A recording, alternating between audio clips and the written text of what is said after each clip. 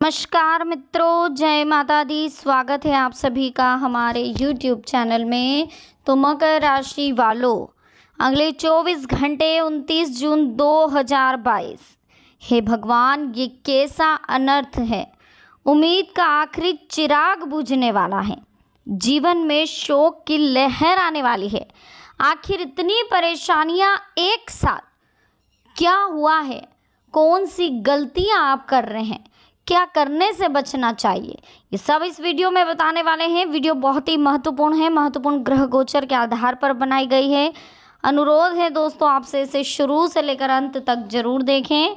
पसंद आए तो लाइक करें, साथ ही कमेंट सेक्शन में जय माता दी के जयकारे लगाना बिल्कुल ना भूलें। इसके साथ चैनल को जल्दी से सब्सक्राइब करें, बेल आइकन को जरूर प्रेस करें ताकि आने वाली और भी लेटेस्ट वीडियो आप तक आसानी से पहुंच सके। साथ ही वीडियो को शेयर जरूर करिए।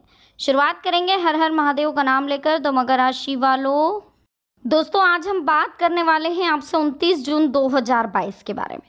आखिर क्या होने वाला है, किस तरह से सावधानियां रखनी है, कुछ चीज़ों का विशेष ध्यान रखना है, कुछ बातों को समझना है और कुछ गलतियों को करने से बचना है। देखिए, किसी का भी दिल दुखाने से कल आपको बचना है। कुछ भी बोले, किसी से भी बात करे तो शब्दों का चयन बहुत ही तोल मोल के करे। कोई मेल, कोई संदेश, कोई कॉल आने वाला है जिसे सुनकर आप चौकन ना रहने वाले। किसी का शोक संदेश आपको मिल सकता है। वो आपका कोई दूर का रिश्तेदार, फ्रेंड हो सकता है या कोई ऐसा व्यक्ति हो सकता है जिसके बारे में आपने कभी कल्पना भी नहीं की हो। अनजाने में ही सही, लेकिन अगर किसी का दिल आपसे दुखता है तो उसका खामियाजा आपको भुगतना पड़ सकता है। तो चलिए वीडियो की शुरुआत कुछ अनमोल विचारों के साथ करेंगे। यह आपकी ज़िंदगी में एक पॉजिटिव वेब्स यानी कि सकारात्मक ऊर्जा का संचार करेंगे। तो ध्यान से सुनिएगा दोस्तों। जो व्यक्ति हर पल भविष्य के बारे में सोचते हुए निराश रहता है, वो ना तो वर्तमान में और ना ही भविष्य में सुखी रह पाता है।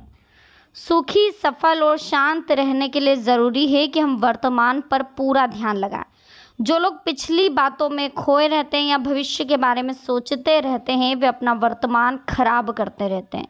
बीते समय में हुई गलतियों से सबक लेकर वर्तमान में सही तरीके से काम करना चाहिए, तभी भविष्य आप सुखद बना सकते हैं। पुरानी गलतियों से हमें सीख लेना चाहिए और वर्तमान में मेहनत करके भविष्य के लिए खुद को तैयार करना चाहिए।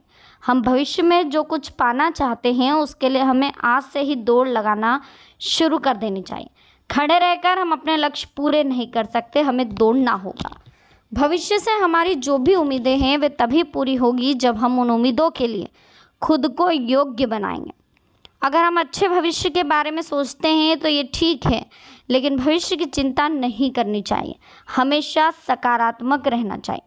जितना हो सके सकारात्मक सोचें, सकारात्मक रहें। इसी के साथ आपको यह भी ध्यान रखना होगा कि गलत लोगों की संगत और गलत सोच की वजह से इंसान काफ़ी कुछ ऐसे कार्य कर बैठता है जो उसे नहीं करने चाहिए, और उसकी यही मानसिकता उसे कहीं ना कहीं बर्बादी के रास्ते पर लाकर खड़ी कर देती है। तो हमेशा संगत का ध्यान दें। ऐसे लोगों के बीच में बिल्कुल ना रहें जो आपको बहुत ज़्यादा तकलीफ़ देते हो। उनकी संगत की वजह से कहीं ना कहीं आपके कैरेक्टर पर भी बात आती हो। तो देखिए, 29 जून 2022 की अगर हम बात करें तो किसी मित्र अथवा संबंधी का अपने वादे से मुकरना आपको तनाव दे सकता है, इसलिए दूसरे से ज़्यादा अपेक्षा ना रखें। दूसरों के ऊपर विश्वास करने की बजाय अपनी अंतरात्मा के निर्णय को प्राथमिकता देना आपके लिए उचित रहेगा। बच्चों की किसी समस्या का समाधान मिलेगा। अपने अंदर नकारात्मक विचारों को स्थान ना दें। आपकी किसी भी परेशानी के निवारण में भाई बहनों का उचित सहयोग आपको प्राप्त होगा, इसलिए उनके साथ संबंध आपको मधुर बनाकर रखने होंगे।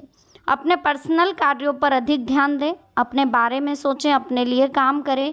कभी कभी थोड़ा स्वार्थी होना ज़रूरी है। अपनी प्रतिभा और योग्यता को निखारने के लिए ये समय बड़ा ही उचित है।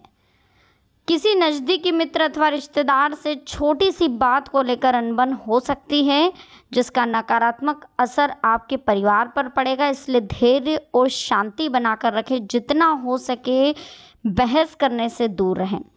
ग्रह स्थितियाँ आपके आत्मविश्वास और आत्मबल को मजबूत करेगी। अपने संपर्क सूत्रों को और अधिक मजबूत करने की कोशिश करें, यह आपके लिए बहुत अच्छा है।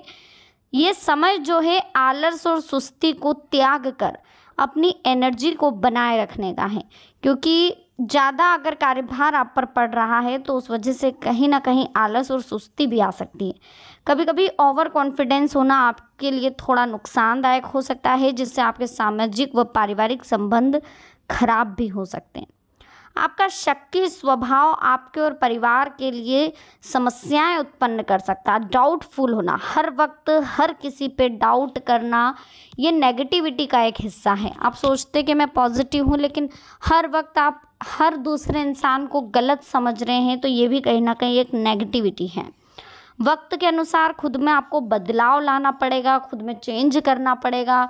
हर किसी व्यक्ति को गलत समझना ये बहुत गलत बात है। अपने बजट का भी आपको ध्यान रखना है और फालतू का फिजूल खर्च आपको करने से बचना है।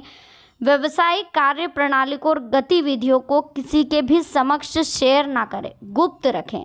आप इन कार्य प्रणालियों को दूसरों के सामने शेयर करते हैं और वो लोग कहीं ना कहीं आपके लिए फिर कामना करते हैं कि आपका नुकसान हो, नाजायज़ फ़ायदा भी उठा सकते हैं। तो इस वजह से आपको कहीं ना कहीं नुकसान होता है। इसलिए अपनी जो कार्य प्रणालियाँ उनको गुप्त रखें, जितना हो सके उन्हें सीक्रेट रखें तो बहुत अच्छा होगा। बाहरी गतिविधियों में समय व्यतीत करेंगे तो पैसा और ऊर्जा दोनों नष्ट होगी। अपने महत्वपूर्ण कार्यों में किसी वरिष्ठ व्यक्ति की सलाह ले लें, ऐसा करना आपके लिए बहुत अधिक लाभदायक भी रह सकता है। कुछ चुनौतियां आपके सामने आ सकती है तो धैर्य बनाकर रखें, अन्यथा आवेश में आकर आप संबंध खराब कर सकते हैं। कोई यात्रा या बाहरी गतिविधियों को भी स्थगित रखें, क्योंकि सकारात्मक परिणाम मिलने की आशंका नहीं दिख रही है। नुकसान होने जैसी स्थिति बन रही है तो किसी भी धन संबंधी निवेश में अभी पैसा ना लगाएं, ना किसी व्यक्ति को पैसा उधार दें, क्योंकि वापसी की उम्मीद भी कम लग रही है। ये समय धैर्य और शांति से व्यतीत करने का। किसी मित्र या भाई के साथ संबंध खराब होने की आशंका है। इसका नकारात्मक असर आपकी कार्य क्षमता पर पड़ सकता है तथा महत्वपूर्ण कार्यों में रुकावटें भी आ सकती हैं। संतान पक्ष को लेकर मन में कुछ चिंता रहेगी। कुछ समय उनके समस्याओं के समाधान के लिए निकालें। व्यर्थ के घूमने फिरने अथवा मौज मस्ती में अपना समय बिल्कुल बर्बाद ना करें। इनकी वजह से आपके काफ़ी महत्वपूर्ण कार्य भी रुक सकते हैं। घर परिवार की ज़रूरतों को पूरा करने में अपने व्यक्तिगत कार्यों के लिए समय नहीं निकाल पाएंगे। घर के किसी बुजुर्ग व्यक्ति के स्वास्थ्य को लेकर चिंता रह सकती है। उनका उचित इलाज और देखभाल करें। अनावश्यक खर्चों पर आपको काबू रखना होगा। साथ ही कार्य क्षेत्र में अपनी उपस्थिति और प्रभुत्व रखना बहुत ज़रूरी। कुछ दिक्कतें बनेगी, हालांकि कर्मचारियों के साथ आपका विश्वास और प्रेम आपकी परेशानियों को कुछ हद तक कम कर सकता है। देखिए दोस्तों, एक चीज़ और ध्यान रखिए कि बिजी रहने की वजह से व्यवसाय पर आप अधिक ध्यान नहीं दे पा रहे, इसलिए आज कोई नई योजना या काम शुरू ना करें, क्योंकि अभी कामयाबी मिलने की संभावना नहीं है। बेहतर होगा वर्तमान में जैसा चल रहा है उस पर ध्यान केंद्रित करें। ऑफिस में शांतिपूर्ण माहौल आपका रहना चाहिए।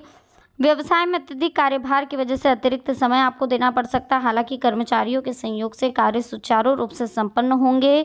इसी के साथ देखिए, इस समय कुछ नुकसान होने जैसी स्थिति बन रही है। किसी भी धन संबंधी निवेश में पैसा अभी ना लगाएं, क्योंकि ये कहीं ना कहीं आपके लिए प्रॉब्लम क्रिएट कर सकता है। बिजनेस में अगर आप पार्टनरशिप सोच रहे हैं तो अभी उसके लिए थोड़ा सा आपको इंतज़ार करना होगा। 29 जून देखिए अमावस्या भी है, स्नान की अमावस्या भी कह सकते हैं। इस दिन आप गाय को चारा खिलाएं, पवित्र नदियों में स्नान करें। अगर पवित्र नदियों में जाकर स्नान नहीं कर सकते तो आप घर में अपने नहाने की बाल्टी में 2 बूंद गंगा जल डालकर हर हर गंगे का स्मरण करते हुए स्नान करना चाहिए। सूर्योदय से पहले स्नान करें। सूर्योदय के बाद सूर्य में ओम सूर्याय नमः मंत्र का जाप करते हुए सूर्य को अर्घ्य देना चाहिए। साथ ही अपने पूर्वजों का स्मरण करते हुए उनके लिए भोग प्रसादी बनाते हुए गाय को भोग लगाना चाहिए और धूप ध्यान करना चाहिए। इससे आपके पितृ प्रसन्न होते हैं। ऐसा कार्य आप हर अमावस्या पर करें। इससे आपके घर में खूब बरकत रहेगी और पूर्वजों का आशीर्वाद आप पर कृपा उनकी हमेशा ऐसी ही बनी रहेगी। साथ ही यह भी ध्यान रखिएगा कि हो सके तो आप अमावस्या के दिन पीपल के पेड़ के नीचे शाम को जाकर के दीपक लगाएं और एक दोने में मिठाई, खीर कुछ भी रख कर आएँ। इससे भी कहीं ना कहीं आपके पूर्वज प्रसन्न होते हैं। पूर्वजों को प्रसन्न करने के लिए पीपल के पेड़ के नीचे जाकर के उनका स्मरण करके, उनके याद करके मिठाई को अर्पित करना चाहिए। तो ये कार्य आप जरूर कर देखिएगा। अमावस महीने में एक बार आती है, महीने में एक बार जरूर आप इस कार्य को करके देखिएगा दोस्तों। यकीन माने आपको बहुत बेनिफिट भी होगा। तो दोस्तों अच्छी वीडियो आपको हमारी कैसी लगी, पसंद आई हो लाइक करें, कमेंट सेक्शन में जय माता दी लिखे, चैनल को सब्सक्राइब करके बेल आइकन को प्रेस करें। मिलते हैं नेक्स्ट वीडियो में। अभी के लिए आप सभी को बहुत बहुत धन्यवाद। जय माता दी। हर हर महादेव।